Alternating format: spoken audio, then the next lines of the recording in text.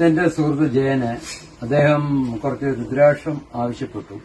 നമ്മുടെ മരത്തിലുണ്ടായി ഞാൻ പ്രോസസ് ചെയ്ത് വെച്ച കുറച്ച് രുദ്രാക്ഷം അദ്ദേഹത്തിന് കൊടുക്കാമെന്ന് പറഞ്ഞു. അത് വിലയായിട്ട് കൊടുക്കുകയല്ല, അദ്ദേഹത്തിന് ആവശ്യമുള്ളത് അദ്ദേഹത്തിന് കയ്യിൽ കിട്ടുന്നത് തെരഞ്ഞു നോക്കാതെ എടുക്കുക. അതിനുള്ളത് എന്താണെന്ന് വെച്ചാൽ ദക്ഷിണയായിട്ട് നമുക്കിവിടെ നോക്കുന്ന ഒരാളുണ്ട്, പുള്ളിയുടെ എല്ലാം കൊടുത്ത് അത് ഏതാണോ അവർക്ക് വിശ്വാസമുള്ള അമ്പലത്തിലോ പള്ളികളിലോ കൊണ്ടുവരട്ടെ. അത് രുദ്രാക്ഷത്തിന്റെ കാര്യം എന്താണെന്ന് വെച്ചാൽ ഇതിന് വില പറയരുത്, ഇതിന് വിലയ്ക്ക് വിൽക്കരുത്, വില ആരോടും ചോദിക്കരുത്, ഇത് കൊടുക്കരുത്. ഇത് കിട്ടുന്നതിന്റെ അനുസരിച്ചാണ്. പഞ്ചമുഖം മാത്രമാണ് ഇപ്പൊ കിടക്കുന്നത്, ബാക്കി മുഖങ്ങളെ വേറെയാണ് വെച്ചിരിക്കുന്നത്. പഞ്ചമുഖത്തില് എന്റെ സുഹൃത്ത് ജയന് പുള്ളിക്ക് ഇഷ്ടമുള്ളതിനെ എടുക്കാൻ അനുവാദം കൊടുത്തിരിക്കുന്നു. പുള്ളി അതിനെ എടുക്കുന്നു.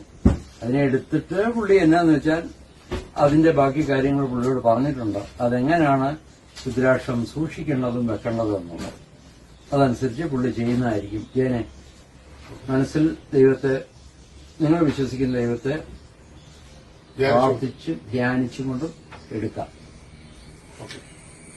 ഞാൻ ഇവിടെ അദ്ദേഹമായിട്ട് ബന്ധപ്പെടുകയും ഇവിടെ വളരെ നല്ല രീതിയിലുള്ള ഒരു കൺസെപ്റ്റ് ഉണ്ടാക്കി വെച്ചിട്ടുള്ള കേരളത്തിലെ അല്ലെങ്കിൽ പത്തനംതിട്ട ജില്ലയിലെ ഏറ്റവും നല്ല ഒരു വ്യക്തി, അദ്ദേഹത്തിന്റെ കാഴ്ചപ്പാടും അദ്ദേഹത്തിന്റെ ഒരു പ്രവർത്തനവും എന്റെ ജീവിതത്തിൽ എന്നും പ്രചോദനം നൽകിയിട്ടുണ്ട്. അദ്ദേഹത്തിനുള്ള പാഠവുമാണ് എനിക്ക് ഒരു മ്യൂസിയം ഉണ്ടാക്കാനുള്ള ഒരു പ്രചോദനം ഉണ്ടാക്കിയിട്ടുണ്ട്.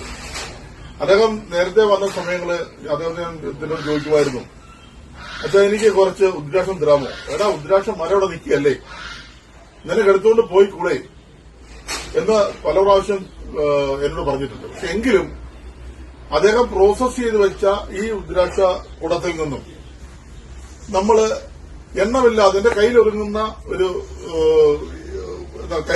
ഒരു സംഭവമാണ് ഉദ്രാക്ഷം എടുക്കാൻ പോകുന്നത്. എന്റെ രാശിയായിരിക്കാം, എന്റെ അനുഭവമായിരിക്കാം, എന്റെ ഗുണമായിരിക്കാം, എനിക്ക് ദോഷമായിരിക്കാം. അതാകുന്നു അതിന്റെ സത്യവും. രുദ്രാക്ഷം ഒരിക്കലും തെരഞ്ഞെടുക്കാൻ പാടില്ല. അപ്പൊ അതുകൊണ്ട് അദ്ദേഹത്തിന്റെ വിലയേറിയ അഭിപ്രായം മാനിച്ചുകൊണ്ട് ഞാൻ എന്റെ കൈകൾ കടത്തിക്കൊണ്ട് എന്റെ കയ്യിലൊരുങ്ങുന്ന രുദ്രാക്ഷം എടുക്കുകയാണ്.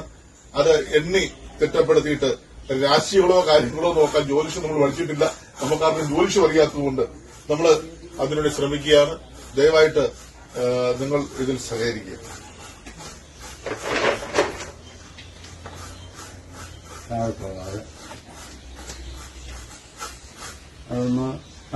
ഈ രുദ്രാക്ഷം എന്റെ വലിയ കൈയായിരിക്കാം, അതുകൊണ്ടായിരിക്കാം ഇത്രയും രുദ്രാക്ഷം ഇതിന്റെ അകത്ത് വന്നിരിക്കുന്നത്. അത് പൂപ്പലൊക്കെ ഉണ്ട്. ആ പൂപ്പലൊക്കെ ഉണ്ട്. ഇത് വർഷങ്ങളായിട്ട് എണ്ണയിട്ട് വെച്ചിരിക്കുന്ന സാധനമാണ്. അതിന്റെ അകത്ത് പൂപ്പലുണ്ടാകാം. ഇതിന്റെ അകത്ത് എണ്ണ തിട്ടപ്പെടുത്തിയിട്ടില്ല. അത് നിരവധി ഉദ്രാക്ഷം എന്റെ കയ്യിൽ ഒതുക്കുന്ന ഉദ്രാക്ഷം ഞാൻ എടുത്തിരിക്കുകയാണ്. അപ്പൊ അതിന്റെ അകത്തുനിന്ന് എല്ലാം പഞ്ചമുഖമാണ് എന്ന് അദ്ദേഹം പറയുന്നു. ബാക്കി മുഖങ്ങൾ മാറ്റിവെച്ചിരിക്കുകയാണ്. എങ്കിലും ഇത് തന്ന് നമ്മുടെ കുടുംബത്തിനും അല്ലെങ്കിൽ എനിക്കും ഒരു ഐശ്വര്യം ഉണ്ടാകാൻ വേണ്ടിയാണ് അദ്ദേഹം ഇത് പറഞ്ഞിരിക്കുന്നത്. ഒരിക്കലും ദോഷമാകത്തില്ല എന്നുള്ള വിശ്വാസം നമ്മുടെ മനസ്സിലുണ്ട്. അതുകൊണ്ട് മാത്രമാണ് ഇങ്ങനെ ഒരു പ്രവർത്തനത്തിൽ നമ്മൾ ഏർപ്പെട്ടത്.